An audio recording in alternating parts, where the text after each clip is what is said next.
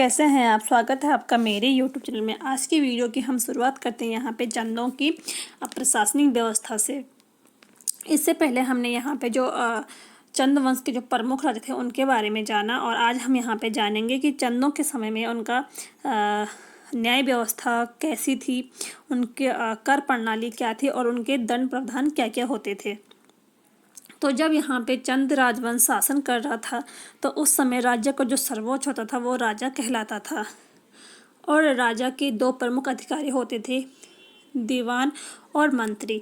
जो मंत्री होते थे वो मेहरा और फर्तियाल होते थे, और जो दीवान होते दीवान इनके जोशी होते थे। जो ये दीवान होता था, दीवान राजा का सबसे विश्वसनीय अधिकारी होता था। रक्षा संबंधी कार्य या कुछ जो भी अन्य महत्वपूर्ण कार्य होते थे तो वो यहाँ पे दीवान से परामर्श लेते थे। उसके बाद यहाँ पे जो राज्य होता था, राज्य के अंतर्गत मंडल, देश, प्रगणे या गांव आते थे। तो यहाँ पे राजा प्रत्येक क्षेत्र में जाकर उनकी व्यवस्था को नहीं देख पाता था, तो राजा ने यहाँ पे अपनी तरफ से प्रत्येक क्षेत्र में एक एक अधिकारी को वहाँ पे नियुक्त किया हुआ था, जो कि उस क्षेत्र की व्यवस्था को देख सके, वहाँ का जो भी कार्य होता है उनकी देखभाल कर सके। उसके यहाँ पे राज्य यहाँ पे मंडलों में बंटा हुआ था, और मंडल भी यहाँ पे दो प्रकार के होते थे, सामंतों के अधीन और राजा के अधीन। तो यहाँ पे जो ये सामंत होते थे, प्रत्येक मंडल में अलग में सामंत होते थे, और सामंत यहाँ पे मंडल की जो भी कार्य प्रणाली होती थी, राज्य व्यवस्था होती थी, उसको देखते थे। और ये जो सामंत होते थे ये राजा के अधीन ही आते थे। उसके बाद यहाँ पे मंडल देशों में बंटा था और देश प्रगणे में बंटा हुआ था। प्रगणे का जो शासक होता था वो सीकदार कहलाता था, और सीकदार को सरीदार भी कहा जाता है। उसके बाद प्रगणे यहाँ पे गर्क में बंटा हुआ था, और गर्क का जो प्रशासक होता था वो नेगी कहलाता था। उसके बाद गर्क भी यहाँ पे गांव में बंटा हुआ था, और गांव का जो मुख्य होता था वो सयाना होता था। और जो सयाना होता था इसके अंतर्गत कई गांव आते थे, जैसे इसके अंतर्गत 4-5 गांव आते थे। तो प्रत्येक गांव में एक प्रधान की नियुक्ति की जाती थी, और प्रधान के भी यहाँ पे 2 अधिकारी होते थे, कोटाल और प्रहरी। तो कोटाल जो होते थे वो कोताल गांव की लगान हिसाब किताब रखता था, और जो प्रहरी होता था वो गांव की चौकीदारी व वहाँ पे अनाज एकत्र करने का कार्य करता था। जो अनाज यानी कि कर के लिए अनाज एकत्र करने का कार्य करता था। इसके बाद यहाँ पे इनके कुछ अन्य पद थे जो महत्वपूर्ण थे, जैसे यहाँ पे थातवान हो गया, थातवान, सेजली, केनी और छावड़ी।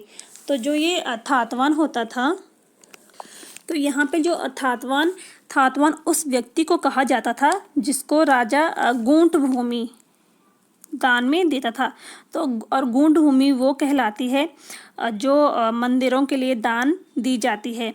तो यहाँ पे राजा जिसको ये गूंठ भूमि दान दे देता था तो उस पे उस ज़मीन के लिए कर भी नहीं लिया जाता था, इसीलिए उसको थातवान कहते थे। उसके बाद है सेजाली वो व्यक्ति होता था जो राजा के निजी सामान, उनके अस्त्र शस्त्र या जो भी अन्य महत्वपूर्ण होता था उनको संभालने का काम करता था, उसे सेजाली कहते थे। और छावड़ी यहाँ पे जो होता उसको घरेलू नौकर को कहा जाता था। उसके बाद यहाँ पे चंदों की न्याय प्रणाली भी थी। कचहरी, यहाँ पे इनकी 3 प्रकार की कचहरी होती थी, नेवाली, विष्टाली और पंचनिवसी।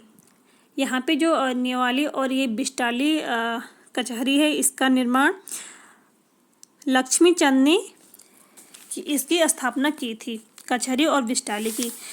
न्योली में समस्त जनता के लिए यहाँ पे उनके कार्य देखे जाते थे, और जो विष्टाली होती थी ये सैनिक मामलों से संबंध रखते थे। हाँ, और यहाँ पे अगली जो इनकी कचहरी थी वो थी पंचनवीसी जो होती थी इसी पंचायती कचहरी भी कहते थे। उसके बाद यहाँ पे इनके कुछ दंड या सजा प्रणाली भी थी, जैसे पहला था गोलादीप। जो ये दंड प्रणाली है ये आगे गोरखा शासन में भी चली।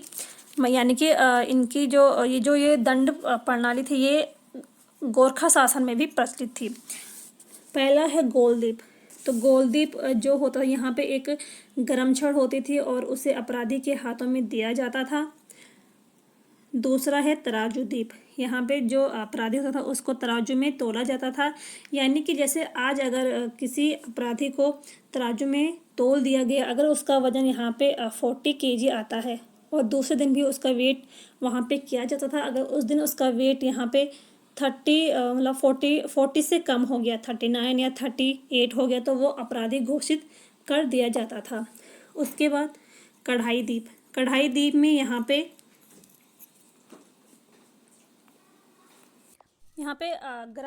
गरम तेल की कढ़ाई में अपराधी के हाथ को डुबोया जाता था।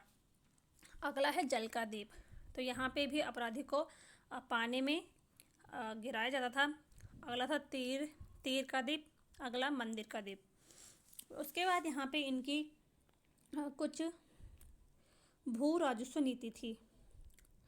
जैसे थातवान तो राजा जिसे सैत गूंठ या विष्णु प्रीति में जमीन देता था उसे थातवान कहते थे। उसके बाद था खायकर यानी कि खाई जमीन पर कर देने वाला।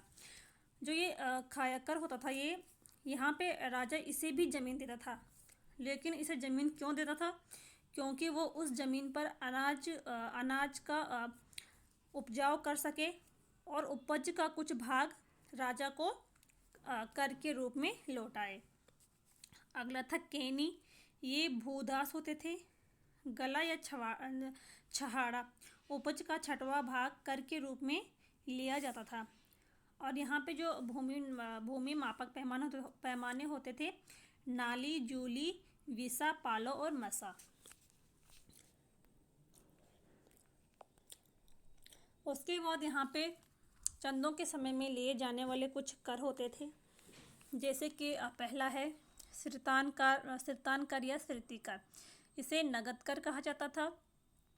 उसके बाद अगला होता था जूलिया कर या सांगा कर। ये नदी के पुल पर लिया जाता था। यानी कि अगर किसी राजा ने वहाँ पे नदी पे पुल का निर्माण किया होगा तो वहाँ पे वो अपने एक अधिकारी को खड़ा कर देता था और उस पुल में आने जाने वाले जितने भी लोग होते थे उनसे कर लिया जाता था। तो इस कर को जूलिया कर या सांगा कर कहते थे। उसके बाद अगला था राखिया कर या रछिया कर। यह रक्षाबंधन व जनेऊ संस्कार में लिया जाता था। यानी कि यहाँ पे जो भी यहाँ पे त्यौहार होते थे उनमें ये कर लिया जाता था। उसके बाद है भेंट कर। ये राजा व राजकुमारों को दी जाने वाली भेंट होती थी। मांगा कर युद्ध के समय लिया जाने वाला कर। कमीनचरी सयानचारी यानी कि सयानों को देकर। डाला कर सयानों को अनाजों के रूप में दिए जाने वाला कर को डाला कर कहा जाता था। अगला था सीखदार या नेगी कर। इसको परगने का जो अधिकारी होता था उसको दिया जाता था कर। गरखा नेगी गरखा अधिकारियों को देकर। और तान कर सूती व ऊनी वस्त्रों के बुनकरों से लिया जाता था। यानी कि जो सूती और ऊनी वस्त्रों को जो व्यापार करते थे उनसे ये कर लिया जाता था। अगला है घी कर। घी बेचने वालों से लिया जाने वाला कर। मौकर हर परिवार से लिया जाने वाला, प्रत्येक घर से, यानी कि उसे वहाँ पे मौ कहते थे। तो प्रत्येक मौ से या प्रत्येक घर से लिए जाने वाला कर। गाय चराए कर। गाय चराने वालों से। भैंस कर प्रत्येक भैंस पर लिया जाता था। यानी कि गांव में जितने भी भैंसें होती थी उनमें उनके प्रत्येक भैंस से ये कर लिया जाता था। व्यापार कर यानी कि जो लोग व्यापारी होते थे उनसे ये कर लिया जाता था, जैसे बुनकरों से भी और जो व्यापार करने वाले होते थे। अगला है खानों कर। खानों से सोना तांबा निकालने वालों पर लिया जाने वाला कर। जंगलात कर जंगलों का उपयोग करने वालों से लिया जाता था। न्यायालय कर न्याय पाने के लिए दिया जाने वाला कर।